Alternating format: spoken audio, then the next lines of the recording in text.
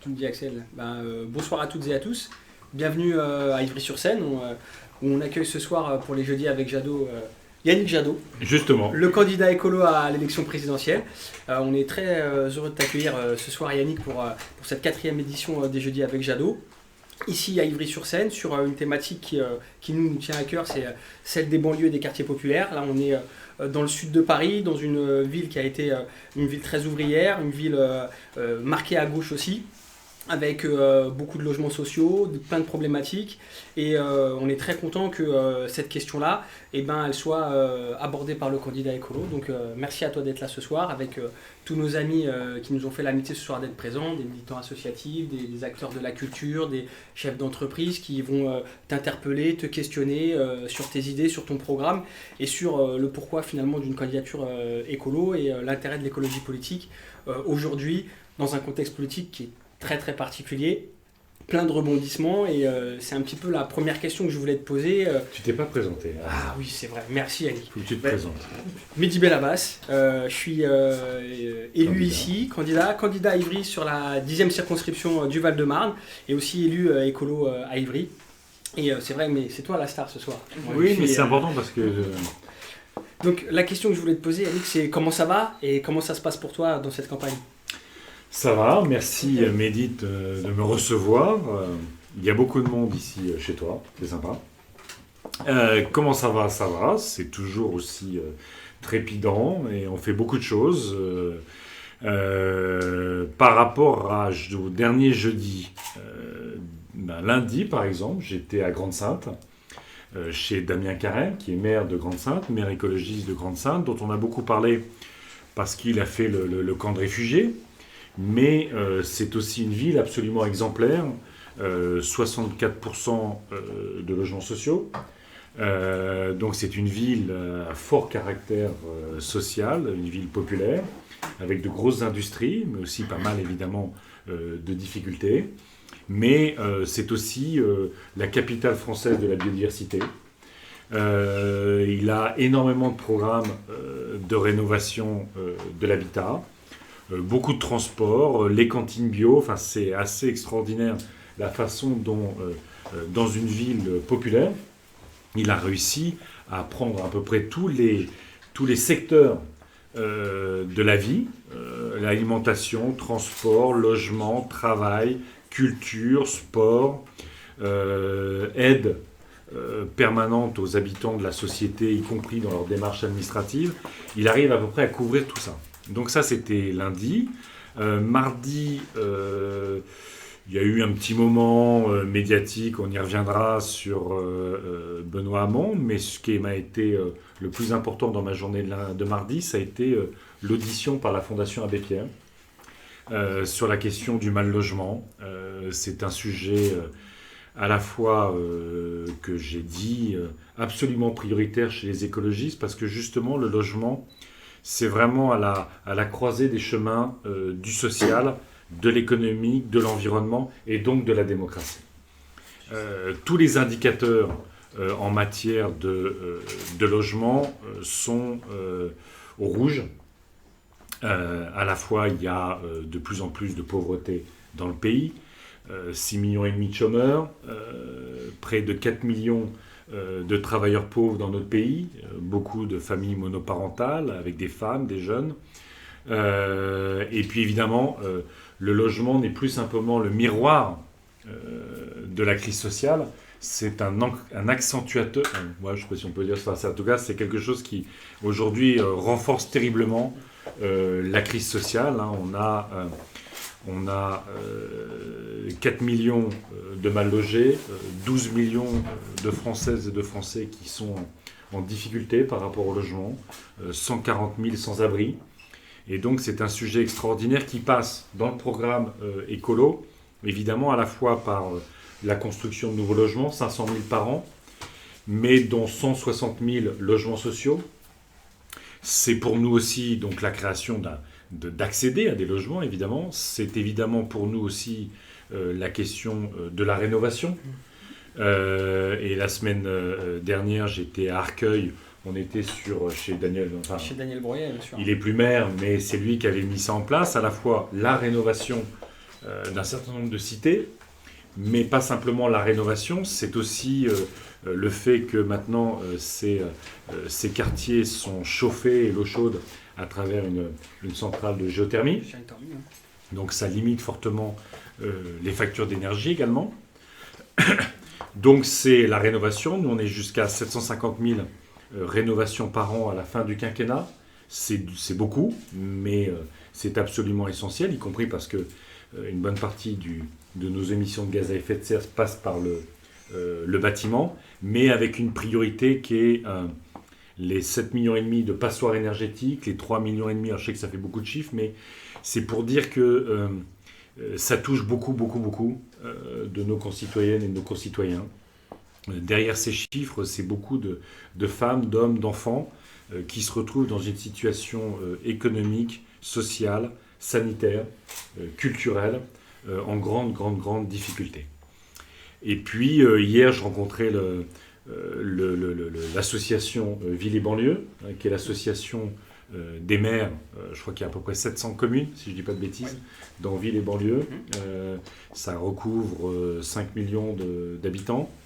Et ça regroupe tous les maires qui partagent ce souci d'assumer le caractère populaire et de banlieue, voilà, mais en se battant tous les jours pour que ces villes, ces quartiers ne soient plus stigmatisés, mais que ça devienne des lieux de vie extrêmement riches du point de vue économique, du point de vue social, du point de vue culturel. Et c'est vrai qu'on a abordé plusieurs points qui étaient moins la question de la rénovation thermique du logement qu'on avait déjà discuté la semaine dernière, mais qui était à la fois la dignité et la fierté des habitants, et la nécessité absolue de rappeler à quel point nous défendons aussi le vote des résidents étrangers aux élections. C'est un enjeu essentiel de reconnaissance, et c'était émouvant parce que dans ces différents rendez-vous que j'ai eus, des personnes qui, par exemple, soit parce qu'on arrive quand même à faire quelques consultations locales, soit parce qu'ils sont dans les conseils de quartier, sont incroyablement heureux d'être reconnus comme citoyens, et que souvent leurs enfants qui ont la nationalité française ont aussi la banane parce que d'un seul coup leurs parents sont reconnus comme citoyens, citoyennes à part entière. On a parlé culture aussi beaucoup, et de la nécessité absolue dans notre programme, on appelle ça les droits culturels. Alors, comme ça, spontanément, ça veut tout dire et rien dire. Mais l'enjeu des droits culturels, c'est de sortir d'une culture qui est très descendante, qui est utile, qui est nécessaire, ce qu'on appelle la culture des beaux-arts, quoi. C'est-à-dire, c'est les groupes qui tournent, les pièces de théâtre qui vont tourner, tout ce qui est fait en nous disant à quel point nous pouvons nous cultiver, nous émanciper par rapport à la culture qu'on nous donne. La question des droits culturels, c'est l'idée de reconnaître à tout le monde sa capacité d'être un acteur culturel, par son histoire, par sa culture, par son talent, d'être partie prenante de processus culturels à l'échelle locale, justement, qui font vivre cette culture. Et dans notre projet, c'est pas simplement plus de moyens pour la culture qu'on veut mettre, c'est aussi l'idée que il faut passer des contrats territoriaux avec des artistes pour que ces artistes ne soient pas simplement des artistes qui tournent, ce soient des artistes qui travaillent sur le territoire, qui travaillent dans les quartiers, qui travaillent dans les écoles. Évidemment, il y a une partie création, mais cette idée d'ancrer la culture dans les territoires avec les habitants, avec ce qu'ils portent, qu'ils arrivent de Syrie d'hier, qu'ils soient arrivés il y a 40 ans d'Algérie, ou qu'ils se pensent être en filiation directe d'Astérix. Donc ça, c'est des éléments essentiels. La question du sport, on l'abordait rapidement avant avec une personne qui est ici. C'est le sport aujourd'hui dans notre pays, c'est 4 millions de bénévoles. 4 millions de bénévoles. Entre un quart et le tiers des bénévoles dans notre pays, c'est dans les activités sportives. C'est un lieu essentiel de partage, d'insertion parfois, d'intégration, de valorisation. Dans notre programme, il y a vraiment l'idée que, à la fois, il faut donner beaucoup plus de moyens aux éducateurs, à tous ces bénévoles qui maintiennent le tissu social dans bien des endroits avec 3 francs 6 sous, avec des bouts de ficelle, qui ont un rôle absolument exceptionnel. Et notamment quand il s'agit de foot, on voit bien qu'on pourrait prendre un peu plus d'argent du foot d'en haut pour financer, j'allais dire, le foot d'en bas. Et que ça, c'est un élément essentiel, et y compris d'avoir, par exemple, comme mesure, pour tous ces bénévoles qui font vivre la société, qui maintiennent la société qui est quand même un peu en train de se fracturer, qui arrive à remettre des bouts, il y a l'idée de construire de la reconnaissance de tous ces bénévoles et de ces éducateurs. Ça peut passer par un peu la valorisation des points ECTS, je ne sais pas si vous connaissez, c'est un peu tous ces éléments qu'on a, l'idée de reconnaître du travail et de le valoriser, que ce soit, à un moment ça peut être par une sorte d'indemnité ou par des points retraite, des choses comme ça, mais que ce travail-là soit absolument valorisé. Et puis, c'est l'équilibre des territoires. S'assurer que les services publics soient de même compétences, de même talent et assurent les mêmes droits. Parce que trop souvent dans notre pays, on considère que l'égalité, c'est les mêmes moyens que ce qu'on soit à Neuilly ou qu'on soit à Ivry. Et on sait bien qu'il faut donner plus là où on en a le plus besoin. Donc c'est aussi réorganiser les services publics pour qu'ils soient plus forts là où il y en a le plus besoin. Et puis, dernier mot, c'est évidemment l'école et l'éducation. Notre système éducatif est là aussi très jacobin. Et on a beaucoup de mal à faire en sorte, et on voit bien les difficultés avec la logique des zones d'éducation prioritaire, on a beaucoup de mal à améliorer l'encadrement des enfants dans les quartiers là où c'est le plus difficile. Dans le projet écologie, c'est 15 enfants maximum par enseignant là où c'est le plus difficile, pour prendre le temps, voilà, pour rattraper, pour éviter l'échec scolaire. C'est de l'autonomie à l'échelle des établissements, y compris, il y a un peu cette idée que des établissements essayent de récupérer des enseignants qui veulent participer d'un projet d'établissement qui soit beaucoup plus en lien avec la culture, avec l'environnement, avec la mixité sociale, avec la lutte contre les discriminations, enfin tout ce que vous connaissez. Je ne vais pas aborder la question des transports, sinon je vais être trop long. Mais voilà, on a vraiment, y compris, ce qu'il faut dire, c'est qu'on a une incroyable expérience chez les écologistes des quartiers populaires. En fait, on dit souvent l'écologie, c'est pour les bobos. La réalité, je suis sûr qu'on a beaucoup plus d'élus dans les quartiers populaires à l'échelle du pays que dans les quartiers bobos. Depuis Jean-François Caron, élu à Los Angeles, qui est juste à côté des Nains-Beaumont. Non, mais ça montre que lui, ça marche. Il y a du tissu associatif, les gens ont l'espoir, et c'est juste à côté des Nains-Beaumont où ils ont élu ce qu'il y a de plus nauséabond. C'est Damien Carême, je l'ai dit à Grande-Sainte. On a des élus, c'était Arcueil, c'est Mouans-Sartoux, on a des élus dans plein d'endroits, et ici évidemment, qui font en permanence ce lien entre l'environnement, le social et la démocratie. Et donc ça me paraît essentiel. Et puis dernier mot, je fais un petit coucou à Sandrine Rousseau, notamment, qui est là avec nous ce soir, et qui a aussi, malheureusement, est sous le viseur d'une caméra d'M6. Et donc, elle doit faire très attention à la façon dont elle se comporte. Salut Sandrine. Merci en tous les cas Yannick de cette introduction. Ce qui est intéressant, ce qui est rafraîchissant même dans cette évocation de ce qui se passe en banlieue, de ce qu'on peut faire en banlieue, c'est qu'on est passé que sur des choses qui sont valorisantes et qu'on peut valoriser. Alors que souvent, quand on voit les médias, quand on lit la presse, quand on nous parle de banlieue, quand on nous parle de quartier populaire, c'est plutôt pour évoquer des choses négatives, des problématiques de violence, des problématiques de délinquance, depuis quelques années des problématiques liées à la radicalisation, et souvent les candidats à la présidentielle ou les grands élus de notre pays, quand ils évoquent nos quartiers populaires, c'est plutôt en des termes péjoratifs et négatifs, et moi je te remercie en tous les cas d'avoir une vision qui soit une vision... En termes toujours sécuritaires. Toujours sécuritaire. Comme s'il fallait mettre un cordon sanitaire autour des banlieues pour plus être emmerdé. Et alors qu'il s'y passe tellement de choses en banlieue, effectivement, nous à Ivry, on est beaucoup d'acteurs sur ce créneau-là. Et ça fait du bien de voir qu'il y a des choses qui se construisent. C'est ça qu'on n'arrive pas aussi à suffisamment défendre et à suffisamment mettre en avant. C'est toute cette richesse qu'on a dans nos cités, dans nos quartiers, et qui font que la France est France aussi. Voilà. Parce qu'on ne vit pas en dehors de la République, on est en plein dans la République.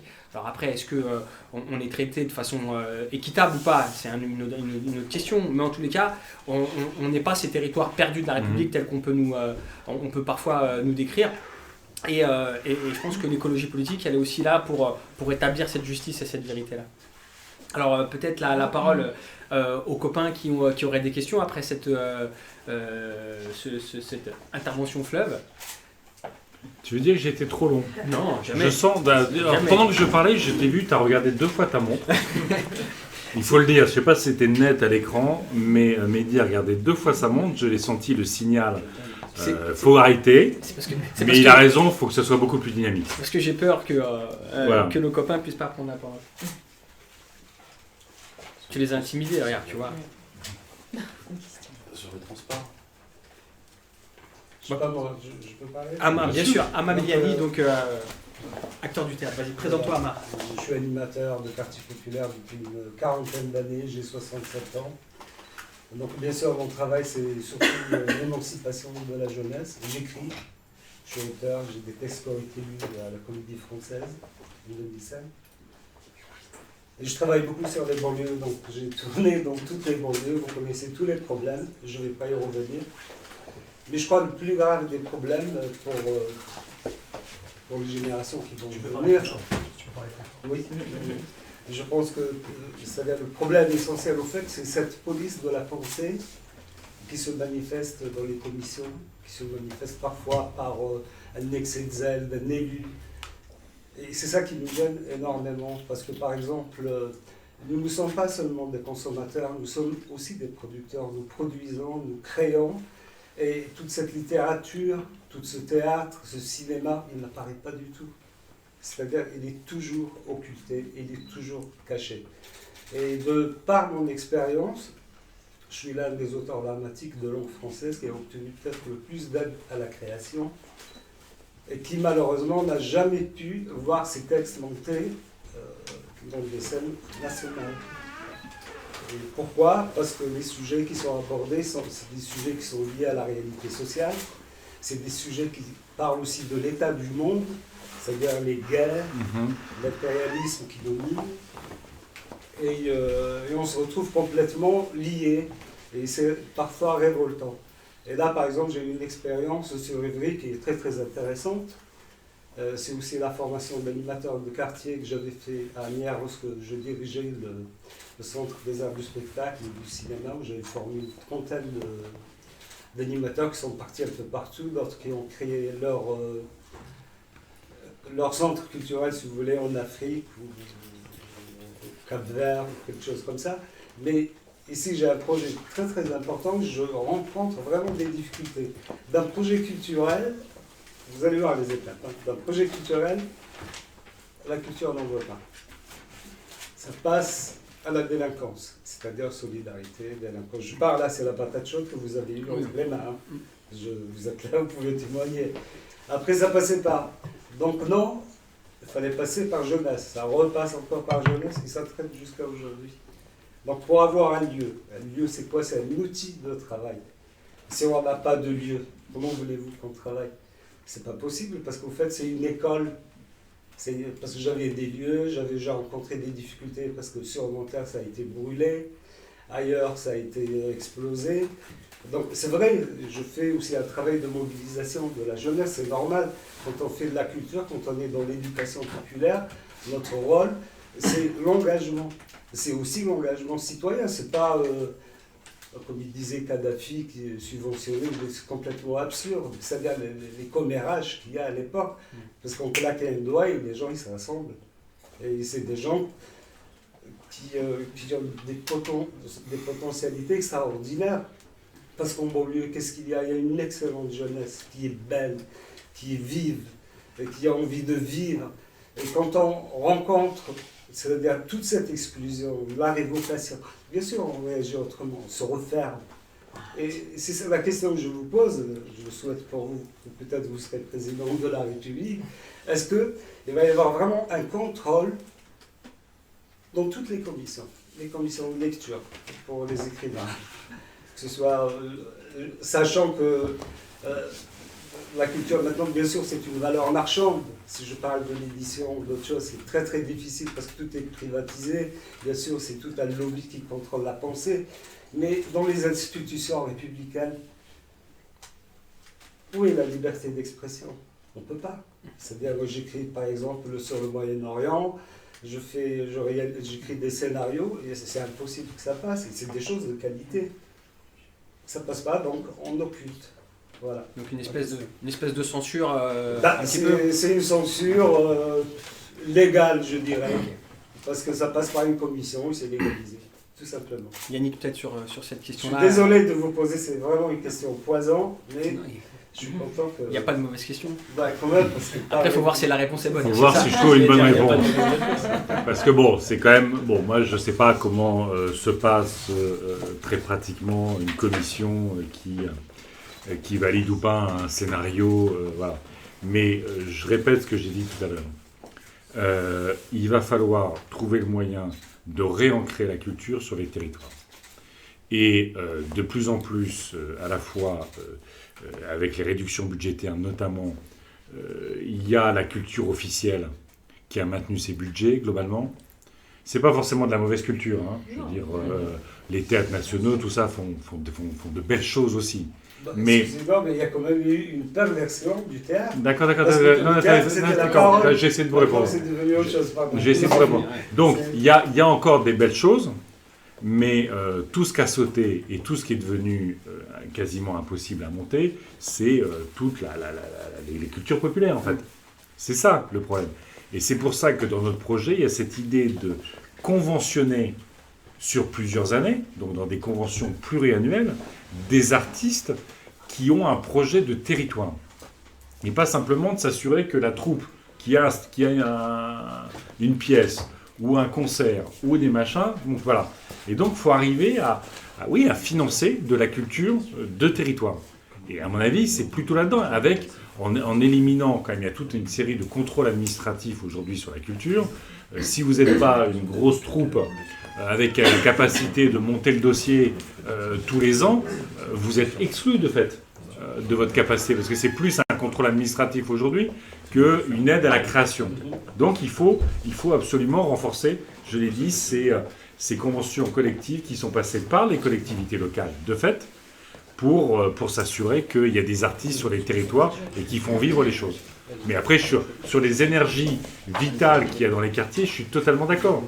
L'idée même, aujourd'hui, d'une discrimination vis-à-vis de la jeunesse des quartiers est une folie même économique. C'est pas simplement une folie, c'est pas simplement qu'on abîme les gens à force de les stigmatiser, de les discriminer. C'est qu'on perd une richesse incroyable pour l'ensemble de la société. Il y a des talents énormes qui ont du mal à s'émanciper, qui ont du mal à trouver leur place, et c'est ça le sujet, c'est d'arriver à leur donner toute leur place. Mais ça passe par les droits. C'est pas l'égalité des chances. L'égalité des chances, c'est le loto. Là, on est tous égaux au loto. Mais quand c'est dans la société, c'est l'égalité des droits. C'est ça qui compte. Merci Yannick. Est-ce que quelqu'un a une question Moi j'ai une question qui vient de Facebook.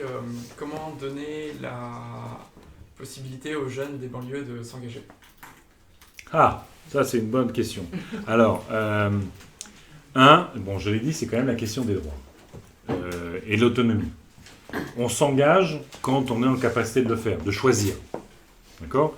Quand on se bat pour la garantie universelle des loyers, quand on se bat sur l'encadrement des loyers, quand on se bat sur la construction de logements de chambres en cité universitaire, quand on se bat sur un pass culture, quand on se bat sur les transports et tout ça, et pour le RSA à partir de 18 ans, c'est donner plus d'autonomie aux jeunes, donc qu'ils soient moins en difficulté financière, et donc qu'ils puissent plus la liberté de choix de l'engagement.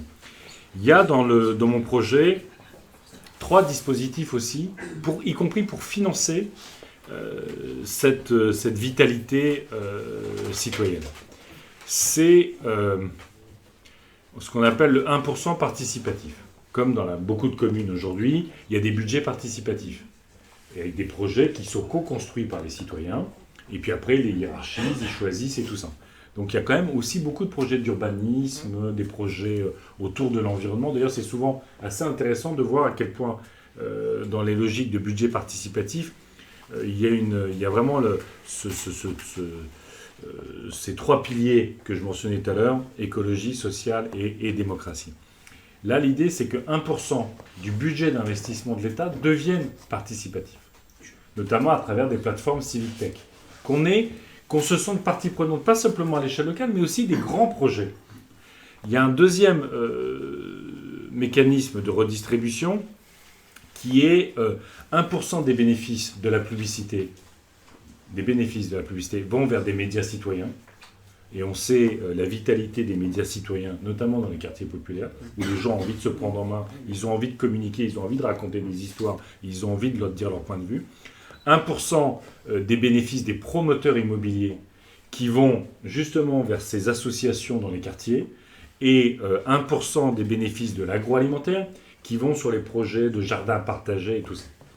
Et puis un dernier mécanisme de redistribution, là qui était le rapport Meshmash, qui avait été rendu au ministre de la Ville, Mohamed Meshmash, et qui est 5% de tous les financements de la politique, de la démocratie représentative. Donc financement des campagnes, financement des partis politiques, et donc 5% aussi des réserves parlementaires qui vont au financement de toutes les associations qui ont envie de s'impliquer dans la politique, pour qu'elles aient leur contre-expertise, leur capacité à intervenir sur un projet de loi ou à initier un projet de loi. Et donc il faut aujourd'hui, c'est pas plus d'impôts, mais il est impératif de donner les moyens à ceux qui veulent s'organiser de pouvoir le faire. Parce que il ne suffit pas simplement de dire « Super les gars, prenez-vous en main, allez-y », parce qu'à la fin du fin, dans la réalité, dans la société, c'est que quand on ne se prend pas en main, il n'y a personne qui vient vous sauver, hein, donc ça, c'est comme ça. Mais là, l'idée, c'est vraiment de donner les moyens à cette démocratie citoyenne. On a là toute une articulation de plein de choses, mais finalement, on a, quoi qu'il en soit, un désengagement de nos jeunes vis-à-vis de la politique, particulièrement dans nos quartiers où l'abstentionnisme il est très très très très élevé. Moi, j'ai envie de te demander aussi comment, du coup, on redonne envie à ces jeunes, parce qu'aujourd'hui, ils se détournent complètement de la politique, et le scénario qu'on connaît aujourd'hui là dans les médias avec les différents candidats, il n'est pas de nature à refaire revenir ces jeunes-là à la politique. Qu'est-ce que toi, tu penses de cette situation? Qu'est-ce qu'on peut faire pour dire à ces jeunes-là, revenez voter? Mais je crois qu'il n'y a pas que les jeunes qui sont concernés aujourd'hui par le dégoût de la politique. Les jeunes sont touchés de plein fouet parce qu'ils n'ont jamais connu la politique digne de ce nom. Moi, je vois, y compris dans mes équipes, là, c'est des jeunes qui sont nés, le premier bulletin de vote qu'ils ont mis, c'était le 21 avril 2002. Donc le premier bulletin de vote, c'est comment on fait pour empêcher Jean-Marie Le Pen. Et depuis, ils ont le sentiment qu'ils se sont fait blouser par tous les gouvernements, y compris celui-là. Ce gouvernement qui devait faire le récépissé sur les contrôles d'identité, les contrôles au faciès, il a tourné le dos. Et moi je me souviens, dans la campagne en 2012, toutes les associations qui s'étaient mobilisées sur ce sujet-là, toutes les associations, y compris au deuxième tour, elles avaient voté Hollande, parce qu'Hollande avait promis le récépissé. Et il s'est détourné. Hollande avait promis le droit de vote des résidents étrangers. C'est pas simplement parce que c'est pas un truc électoraliste, c'est la dignité, c'est la citoyenneté. C'est toujours l'idée que la citoyenneté, c'est plus fort que la nationalité, et que l'égalité, c'est plus fort que l'identité. C'était ça le sujet. Donc tout le monde se détourne de la politique parce que les gouvernements ont renoncé à se battre pour la justice sociale. Ils ont renoncé à se battre contre les discriminations. Ils ont renoncé à se battre contre la dégradation environnementale. Et à partir de là, il y a encore des gens qui, parce que, et ça fait longtemps qu'ils votent, ils ont encore le réflexe d'aller voter, mais ils vont plutôt voter contre le candidat d'en face plutôt que par adhésion. Parcours, Et ouais. l'objet de notre campagne, parce que la société qui va bien, elle existe. Moi, c'était dimanche, pas là, le dimanche d'avant. Il y avait les 10 ans de la mort de l'abbé Pierre. Et il y a maintenant des collectifs sociétés civiles, 150 associations. Logement, social, handicap, environnement, mondialisation, ils étaient tous là. Et tous, ils étaient porteurs d'initiatives, d'expériences qui marchent bien. C'est ça qui est dingue. Le problème n'est pas d'inventer les solutions. Les solutions qui vont bien, elles sont là. Simplement, les gouvernements, depuis trop longtemps, laissent ça en marge des politiques publiques. Ça ne veut pas dire qu'il y a zéro, mais c'est globalement en marge des politiques publiques. Notre sujet, à toi ici, comme à moi, la présidentielle, c'est de les mettre au cœur des politiques publiques. Et si la politique redevient efficace, utile pour les jeunes comme pour tout le monde, et ben à ce moment-là, les gens ils se diront « Ah ben oui, lui il m'a promis ça, et en plus il le fait. C'est fou !» Donc s'il le fait, ben, c'est que ça me sert. Et il n'est pas simplement à venir me voir tous les 5 ans en disant « Je suis le candidat des jeunes, la jeunesse de notre pays, c'est quand même notre avenir. » ce sera ma priorité, je serai jugé sur ce quinquennat par rapport à mon engagement sur la jeunesse. La réalité, c'est que ce soit les Républicains et largement le Parti Socialiste, quand ils parlent de la jeunesse, c'est pour dire, en fait, dans la réalité, les jeunes, vous allez être jeunes vachement longtemps. Et être jeune vachement longtemps, c'est veut dire que vous allez quand même galérer pas mal sur votre logement. Prévenez vos parents. Vous allez galérer dans les études parce qu'il va falloir taffer à côté pas mal. Vous allez galérer dans les transports parce que franchement, vous êtes un peu enclavé, mais vous le méritez bien. Et puis, vous allez multiplier les stages, vous allez multiplier les emplois précaires, et donc, vous allez rester jeune jusqu'à au moins 30 ans. Eh ben non. Nous, ce qu'on dit, c'est les jeunes, c'est des adultes comme les autres. Et donc, les mêmes droits et les mêmes priorités. Merci Yannick. Quelqu'un a une question Sabrina. Sabrina, alors. Allez. Alors Sabrina, donc du coup, je vais me présenter. Moi, je suis maire adjointe à Ivry en charge des questions de sécurité, justement, et je voudrais te poser une question un peu sur cette thématique-là. Parce que c'est vrai que nous, à Ivry, on a fait le choix, pour l'instant en tout cas, de résister encore à la dynamique nationale qui est vers un glissement très sécuritaire, et on le voit notamment avec la dernière prorogation de l'état d'urgence qui facilite l'armement des polices municipales. Donc nous, c'est vrai qu'à Ivry, jusqu'à présent, on a fait le choix de ne pas avoir de police municipale et de plutôt travailler sur tout ce qui est prévention. Et avec un candidat, je pense à François Fillon, qui a proposé la suppression de 500 000 postes de fonctionnaires dans son programme politique pour la présidentielle. Moi, j'aimerais savoir un peu justement ce que tu proposes, toi, pour remettre un peu des moyens sur nos forces de l'ordre et de sécurité à l'échelle nationale.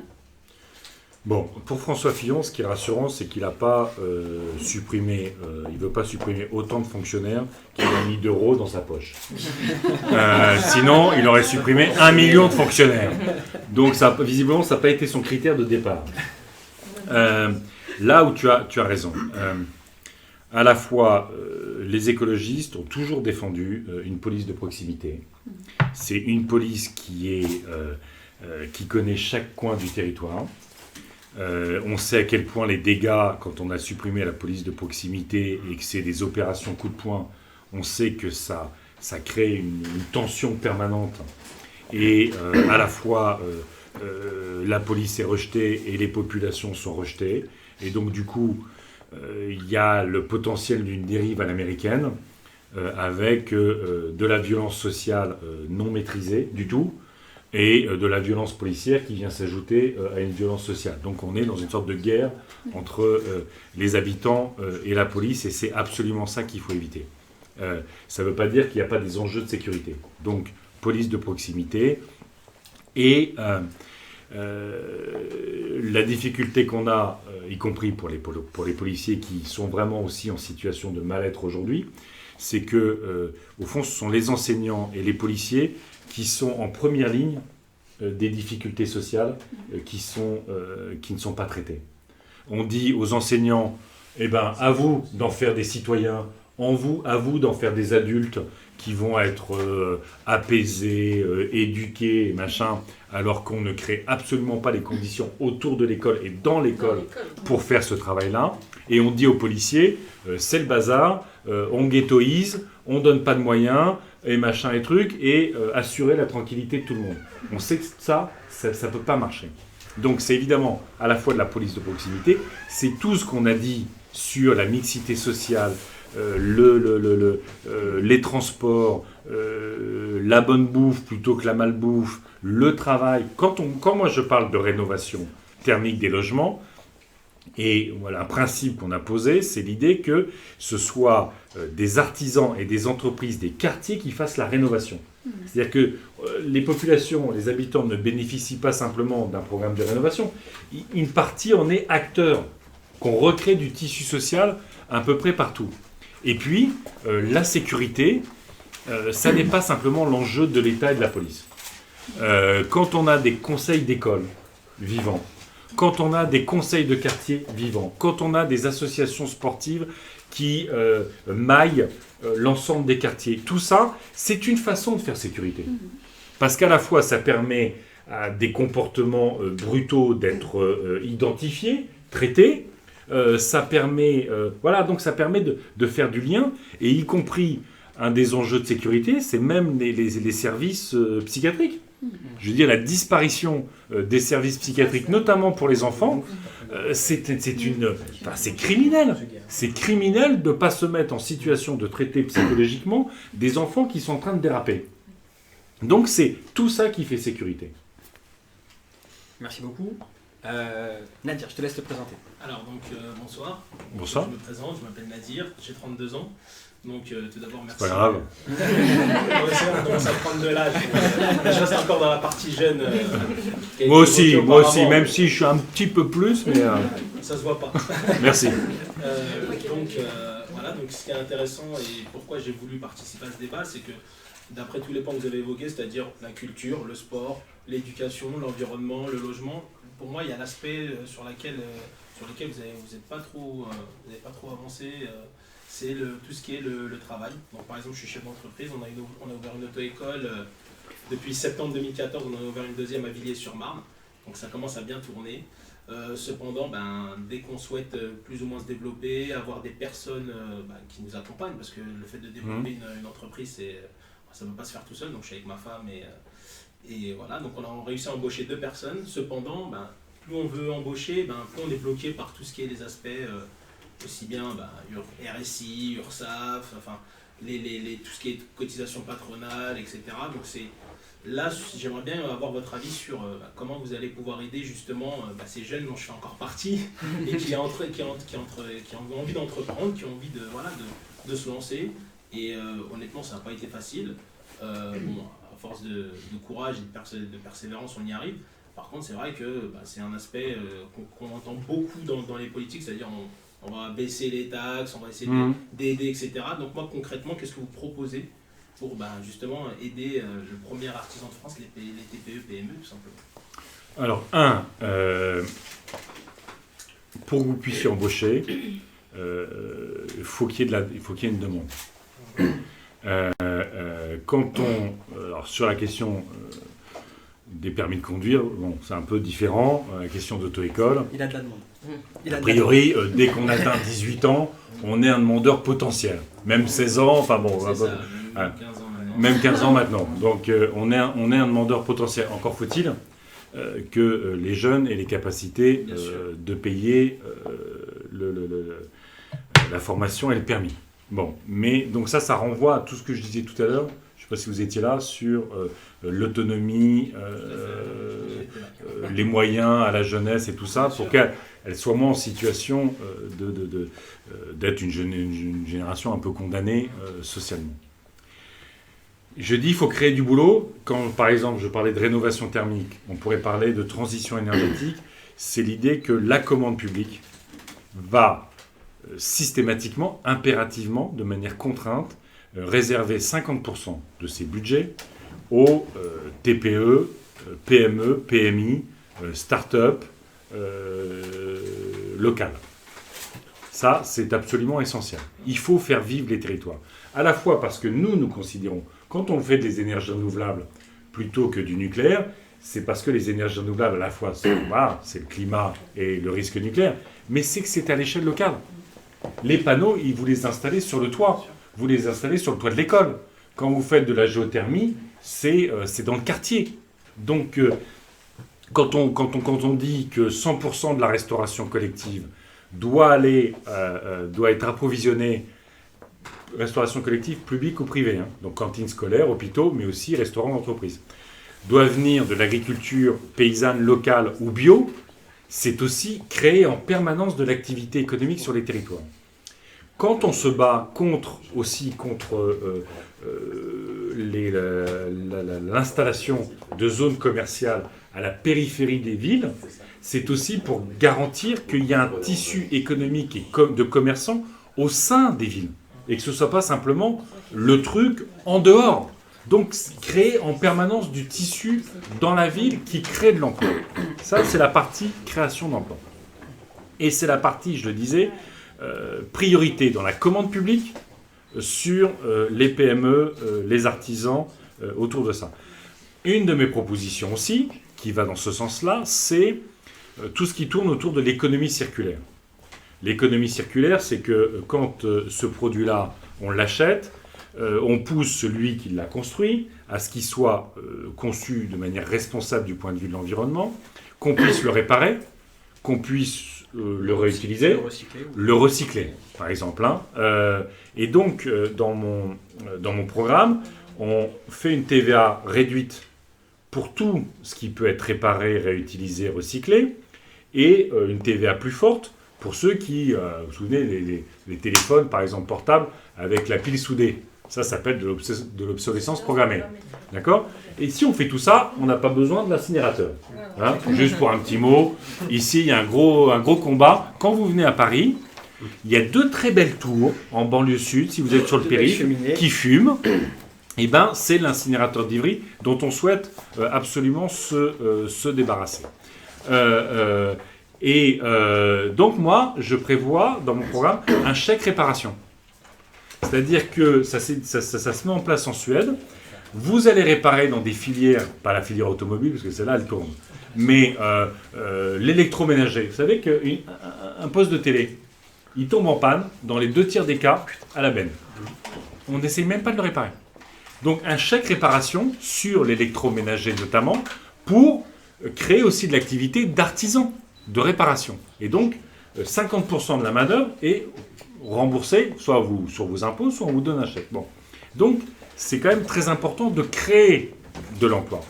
Et puis j'ai été il n'y a pas très longtemps au salon du travail, et c'était toutes les plateformes de portage aujourd'hui sur les auto-entrepreneurs et tout ça, pour justement, d'une certaine façon, qu'il y ait une sorte de guichet unique pour ceux qui se lancent dans leur propre entreprise et qui soient accompagnés, aidés. Et ça me paraît essentiel.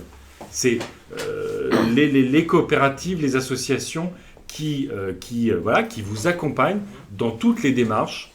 Et il va falloir continuer à concentrer sur l'idée d'un guichet unique pour que, effectivement, vous ne passiez pas votre temps à remplir des papiers au lieu de développer votre activité, ce qui est déjà suffisamment compliqué. Et puis, dernier point, nous, on veut, pour les auto-entrepreneurs, pour les artisans, pour tout ça, rentrer dans la même logique des droits. Il faut qu'il y ait les mêmes droits partout aujourd'hui. Je sais que ce n'est pas simple, l'histoire du RSI et du régime général. Mais si on veut un moment, moi j'ai rencontré beaucoup d'artisans, ils aiment bien le RSI parce qu'ils ont des interlocuteurs qui les connaissent. Et quand tu vas au régime général, tu tombes sur taper 1, taper 2, taper 3. Rendez-vous dans 18 mois pour régler votre problème. Ça, c'est insupportable. Un service public qui accompagne les entrepreneurs, c'est un service public vivant, avec des personnes. Déjà, merci Yannick. On arrive à la fin de ce live et de cet échange. Alors, la semaine prochaine, les amis, je quitte Ivry pour le grand large. Parce que d'Ivry, on ne voit pas la mer. On voit la Seine. On voit la Seine, mais il va à la mer, mais on ne voit pas la mer. Donc, je serai à Saint-Malo. Magnifique, Saint-Malo. Donc, avec une candidate ou un candidat de Saint-Malo. Et puis le thème des visites autour, ça sera l'agriculture paysanne, l'agriculture biologique. Et là aussi, il y a d'incroyables trucs qui marchent super bien, qui font de la bonne bouffe, qui le font bien, avec beaucoup moins de souffrance animale, qui respectent l'environnement et qui nous font plaisir. Et c'est ça l'écologie, à la fin, c'est se faire plaisir. Donc merci beaucoup, à très bientôt. Voilà, salut Mehdi. Merci Yannick d'être venu à Ivry, on a passé un super moment, il y avait plein de sujets qu'on aurait pu encore développer, aborder ce soir. La banlieue, les quartiers, c'est toute une vie qui foisonne, beaucoup de choses à apporter, de l'emploi, de la culture. C'est par exemple, dans nos propositions, je finis juste. Vas-y, tiens, toi. Oui, parce que vas-y. Non, je recycle rien. Tu places. C'est l'idée que la politique de la ville doit être transversale. Un des gros problèmes qu'on a aujourd'hui, c'est qu'il y a un ministère politique de la ville qui n'arrive pas à obtenir quoi que ce soit des autres ministères. Tout à fait. Donc la ville et les banlieues, c'est absolument transversal de toutes les politiques. Donc on a parlé d'éducation, on a parlé de culture, on a parlé d'habitat, de logement, on a parlé de citoyenneté, on a parlé d'emploi. On voit bien que les écologistes, ils ont des idées sur l'ensemble des sujets de la société, que tu portes ce programme-là avec force. Donc on te souhaite bonne chance dans cette campagne. Et puis à très bientôt à Ivry. Merci beaucoup Yannick et puis à très vite. Merci. Salut.